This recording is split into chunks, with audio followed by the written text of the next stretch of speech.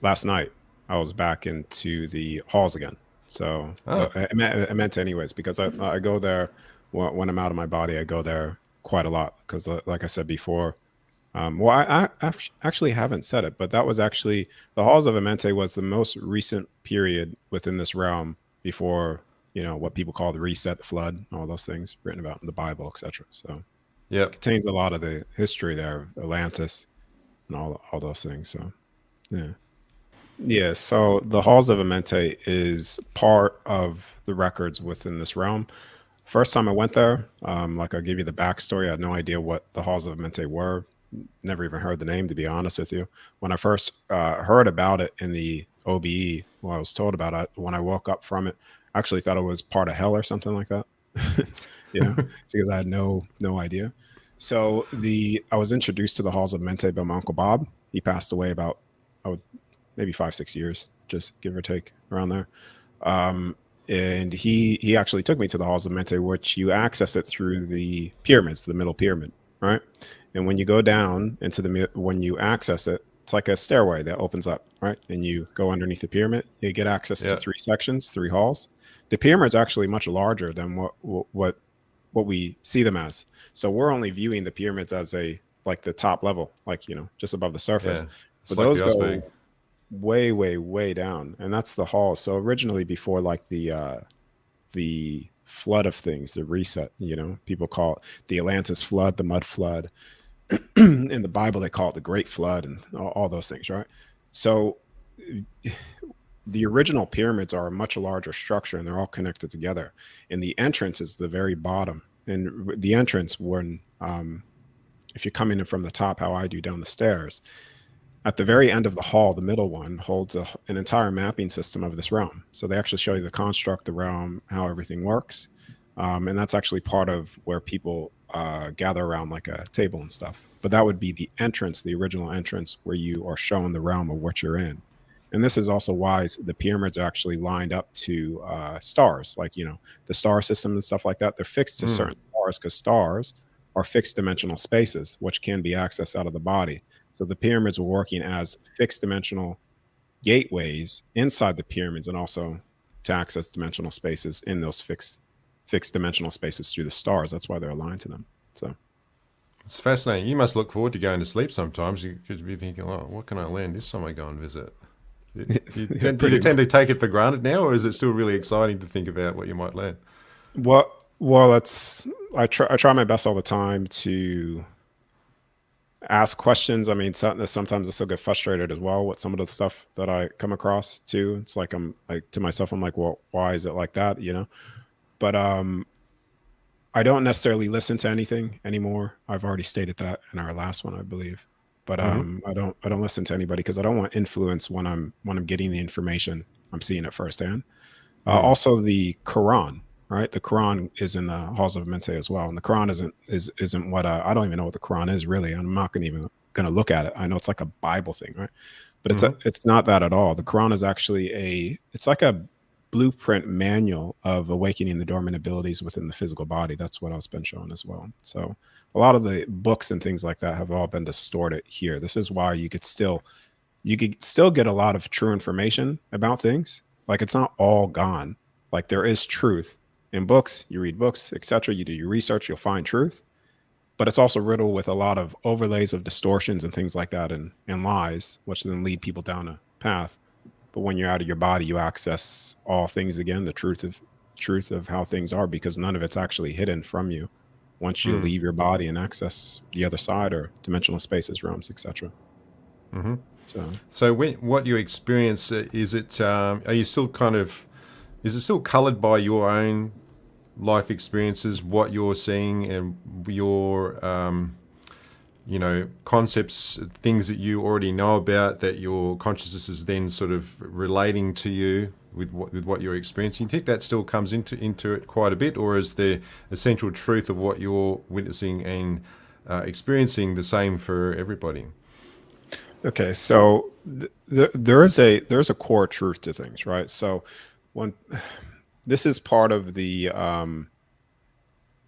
to put people in like these spirals and loops and stuff like that. So when we start thinking, have an open mind, be open, like you fall into the the ideology of not a fixed truth, not something that's solid, not something that is a core truth to things. And then you're constantly scattered of looking for possibilities of truth without actually one truth. So there are things that are fixed there. There's core truths to things on the other side. And it's not necessarily just one thing that I see for myself. It's something that everybody sees for themselves, right, as well. Now, this is where I've even come up with a lot of my belief systems, right? Because they were belief systems. Yeah. I believe something because I'm being deceived already. So a lot of the things that I've been showing, I've been confronted with that. And to be honest with you, it's taken me like it's like it's almost like a friend actually told me this, and he actually said this in a good way. It's almost like everybody's trying to find what's inside the hidden room, right? And the hidden room is locked down. It has, you can't get in it. And everybody's trying to figure out, well, what's in that hidden room? And then somebody figures out how to go inside the hidden room and they see all things for what's actually in there. And then when they come back and tell people, then everybody's like, no, have an open mind. It could be this, it could be that, but when everybody enters the hidden room, everybody will see the elephant in the room, the things that never change, the truth of all things again. So we've got a question here from Robert Forsyth. I'll just throw this up. So when you create a realm of your own on the other side, can you manifest people/entities to populate it? Or can you only create inanimate objects? And if you can create people, do they have souls? So this is where it goes into, there's two different types of like things that you could create, like two different things, right?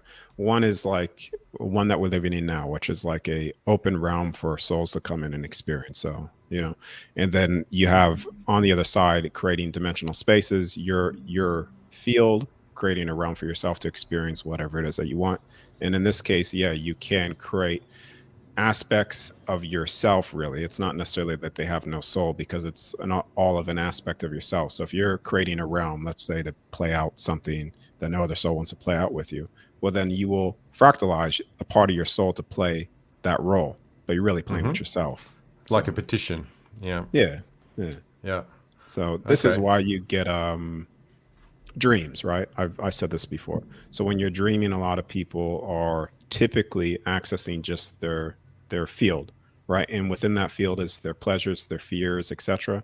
So this is why you get occurring dreams of a monster chasing you. It's typically because that person has a lot of fear that's creating that entity, which is just an aspect, a thought form materialized for an experience, because they're giving it energy.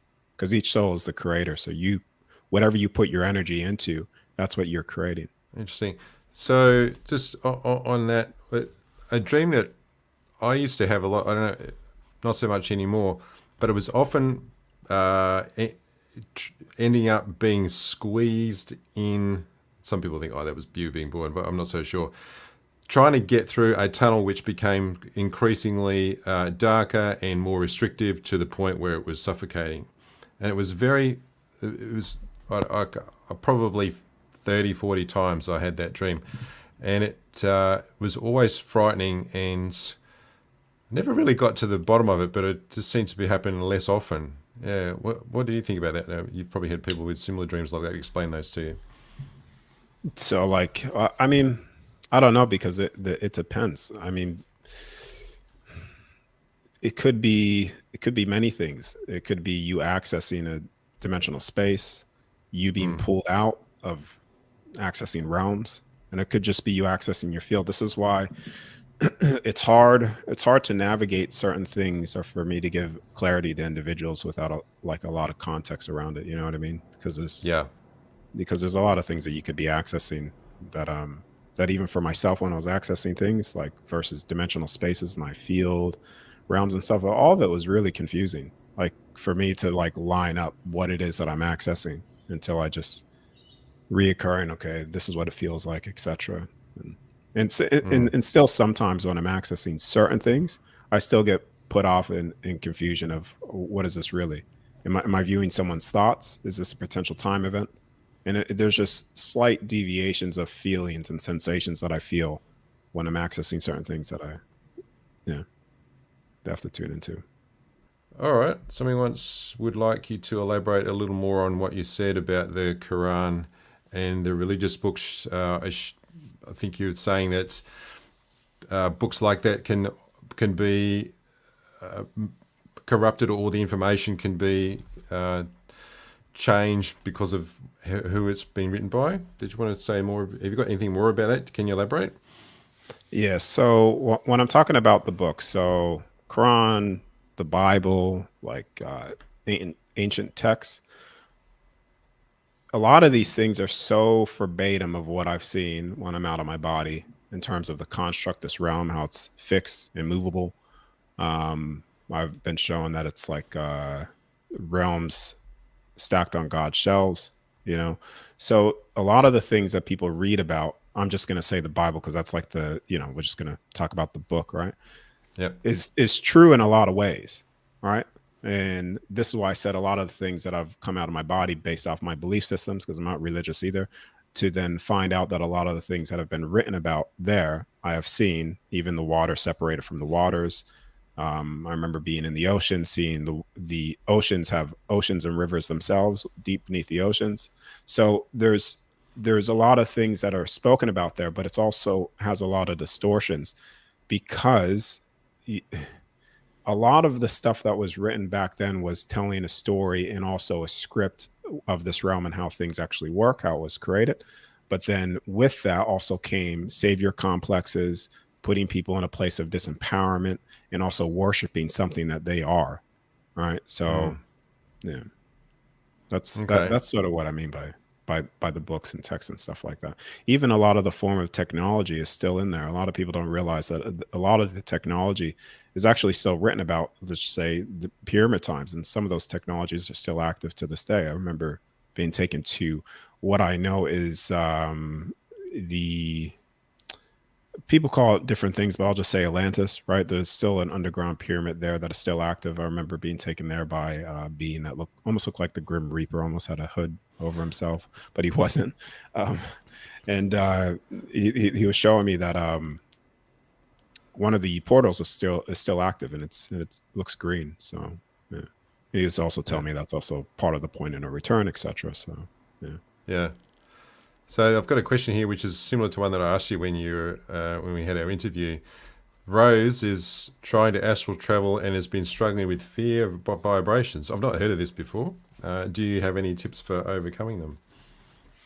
So fear. Okay. So fear is the number one thing that will hold you back from experiencing anything related to leaving your body. Fear is just it's adrenaline. It's high emotions that wake up the body. When you want to leave the body, you need to get into a state where, and the only thing I could give you is reassurance, because I can't really give you anything else besides reassurance that you'll be all right.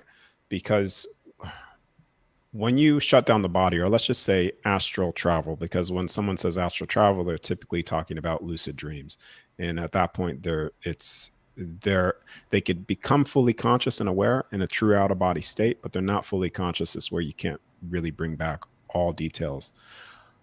But the frequency that you hear, I don't know if you're entering sleep paralysis, so maybe you could elaborate on that as well if you have entered sleep paralysis before.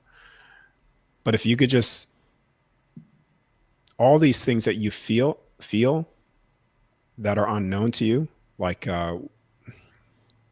you're fearing really the unknown, essentially. So you're feeling these things, and you fear it because it's an unusual sensation. You haven't felt it before, or you feel a presence in the room. You fear it because you don't know what it is.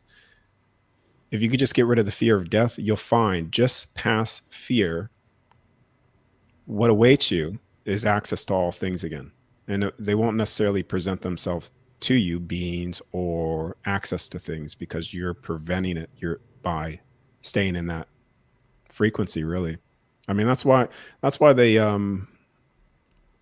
think about how much they try to put people into fear of death, people into fear of getting sick, people into fear of everything, because it literally cuts you off from everything. It puts your body even the awakening the dormant abilities, let's just say natural intuition, or feeling people's energy, telepathic communication, all those things. I mean, you put a person in fear or survival, it automatically cuts off a big portion of their brain. They go tunnel vision. They can't actually see the peripheral, things like that. So, yeah. Yeah, she'll, Rose will find that as soon as she just, I don't know, if you could just get into the state, this is probably extreme for people, but where you say to yourself, okay, I'm okay with dying today or whatever. Like, it's like you get to that level of like, I just like, you're not in fear anymore. Things will open up to you, right? A lot of things that you have questions to will start to present themselves to you. So, Yeah. I mean, that's an extreme way to view it, but Might work for some. Blueprinted Balance. It's a good name. What's your best advice for us while we are here in this reality? yeah. So, focus on yourself religiously, essentially. So, the more that you focus on yourself, awakening your gifts, or like a lot of people have natural things, natural gifts. Mine just seemed to be when I was little, sleep paralysis and learning how to leave my body. And that's why I'm teaching others how to do it. But if you could just focus on yourself, focus on the gifts, get rid of fear, I mean, that's the best thing that you could do, because then you could end up sharing it with people accordingly, because you'll come into a place of mastering it, essentially. So, I mean, I don't really like the word master or any of those things, because it implies that I'm, hierarchy and stuff like that, when we're really all, we all have certain gifts and abilities that can be enhanced, that you should be doing by focusing on yourself and not focusing on the collective, which will go against what a lot of people view, which is putting a lot of energy into everything outside of yourself, when it should be always within yourself. And then when you've accumulated the knowledge, worked on yourself, any things that you're dealing with, then you could share, like I said, share that accordingly to the collective, and it'll help them much better than the other way around. Yeah. Yeah, that's a good answer. I'll add to that and say, follow your interests and follow your excitement. There's, like what you were just saying, Darius, there's what society says that we should be doing with ourselves, what your mum and dad say you should be doing, what your brother, your family say you should be doing, and I'm sure you've encountered this a lot in your time. And then there's the things that really interest you, that really are you feel drawn towards. I think the more that you can focus on those things and pursue those things, the more valuable you are to everybody outside of you as a result of that. Yeah. So we've got one from, let me see. Well, this is a bit of a mouthful. I'm not even going to try to pronounce this. Just go with Leppy. What's your position on near-death experiences? Would it be fair to say that the near-death experience is maybe... okay, hang on, let me read it. Would it be fair to say that NDE experiences are maybe meeting different entities, just like when we meet different people in real life, or is there more to it? So I'll answer this based off what I feel is the question, really. But NDEs and OBEs are one and the same thing. So my position on that, right, and I could elaborate on that if you feel I should, but I'll just say this: when you leave your body through a controlled out of body state, or you temporarily die to access things, all of the beings, relatives are all there, right? All things become available to you again. You begin to see all things. That's time events, thoughts, individual people's thoughts, right? You could actually see it, touch it, taste it, feel it. You get shown the nature of reality, how things really work. Like I said, it's very similar to what's in the Bible, immovable, earthly realm. And all these things become available. So it's not necessarily when you have an NDE, you see it all. Some people, right? And this goes into what I was talking about originally with the dreams and stuff like that, their field, experiencing their fear temporarily or their pleasures. Some people, when they do cross over through a OBE controlled or near death, you'll find a lot of stories have distortions in it based off the belief system of the soul in that particular time. Because when you have certain fears, you are creating a field. Your soul is creating a field, right? A dimensional space. And when you cross over, you may temporarily experience your greatest fears or your greatest pleasures, right? Temporarily, anyways. And then slowly over time, the longer you're there, more information comes within you. And then just like a slap in the face, really, of here you are, you know? Yeah. But, All right. Well, if you want to follow up that with anything more, then yeah, just drop it into the chat. So we've got one here from Raised by Wolves 222. Thanks for tuning in, wherever you're from. What's up, guys? With this realm having unchangeable and predetermined events, how did it get manipulated by the few? How did this extended timeline happen? So the presupposition is that this realm has unchangeable and predetermined events. So I suppose, what do you think about that? Yeah, I know Raised by Rules. I've did a video with him. But Okay. yeah, so this realm does have preset markers, like events.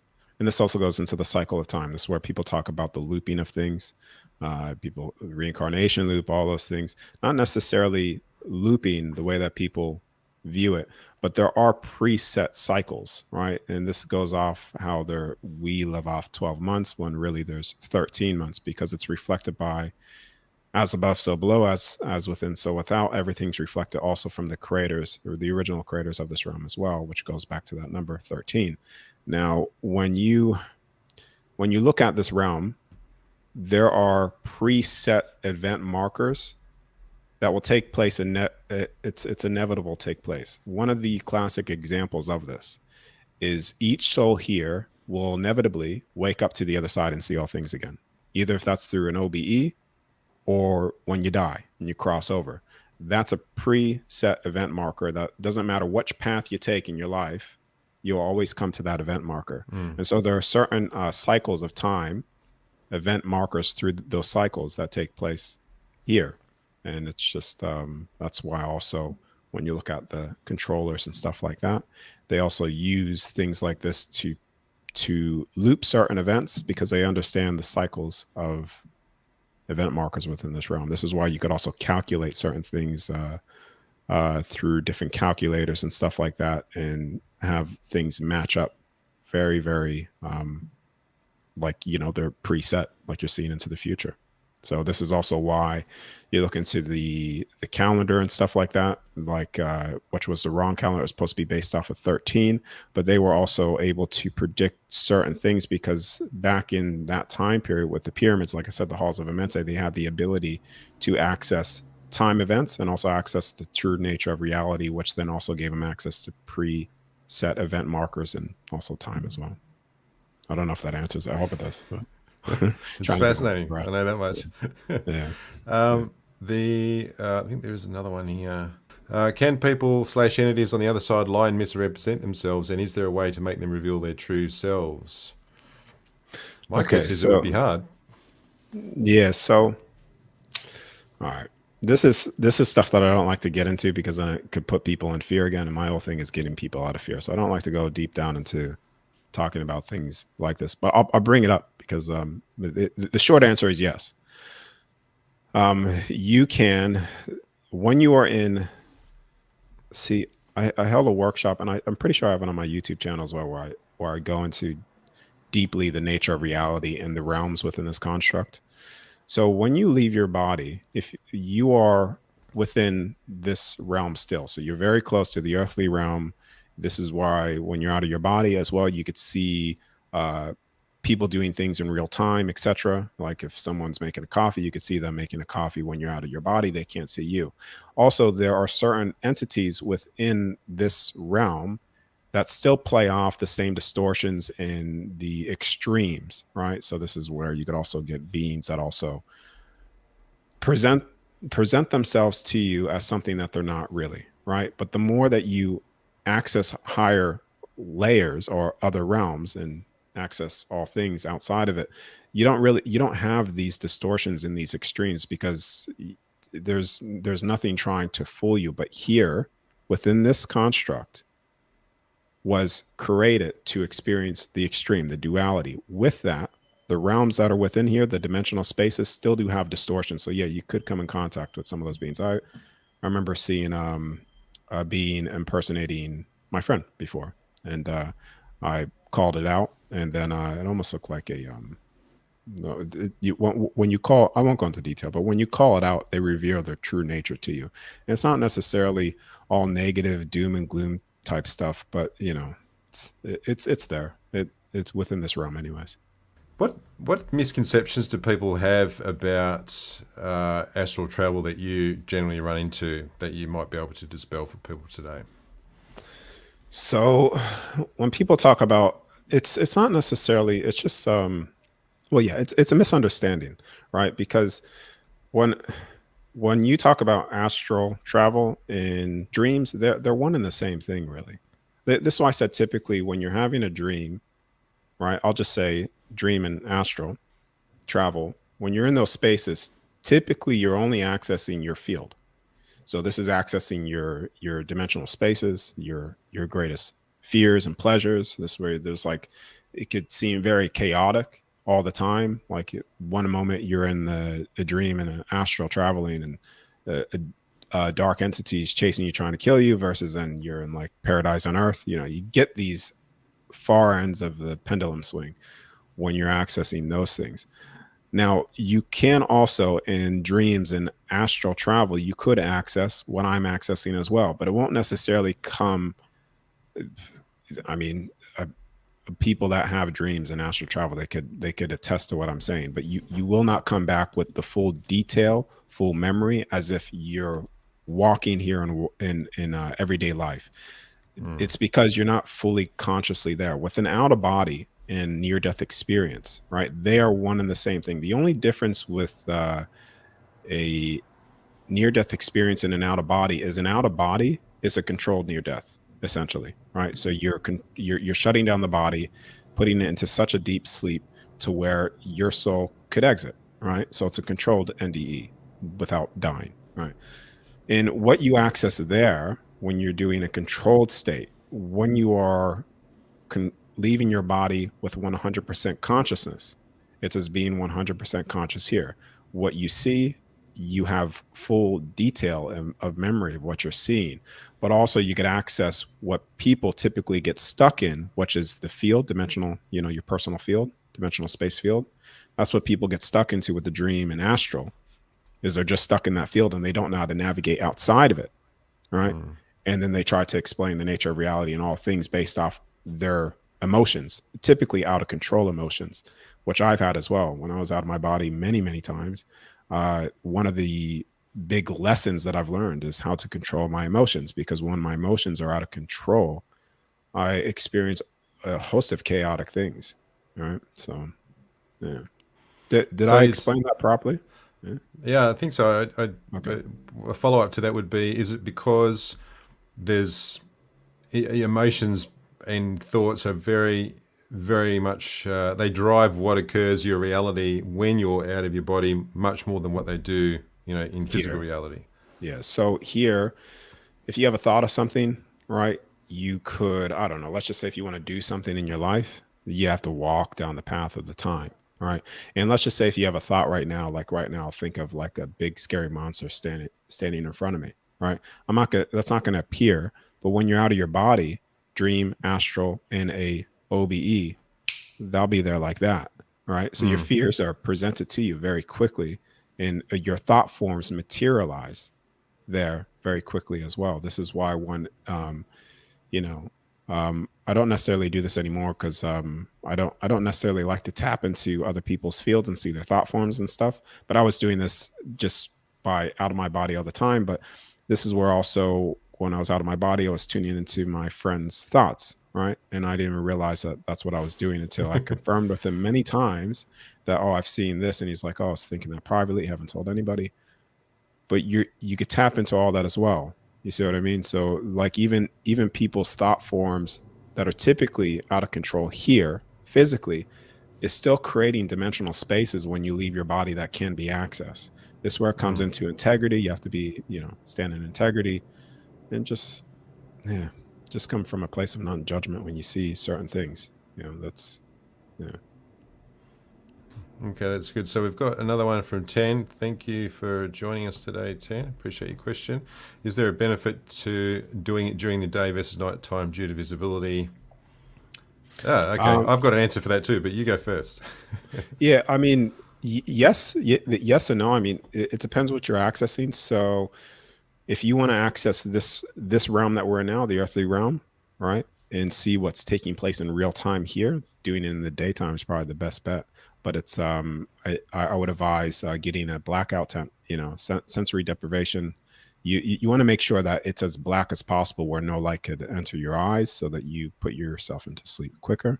But if you are doing it at nighttime and you're accessing this realm and also dimensional spaces and records and things like that, it doesn't matter when you do it. But yeah, daytime, if you're wanting to access certain things here, see certain things taking place here, it would be what I would do.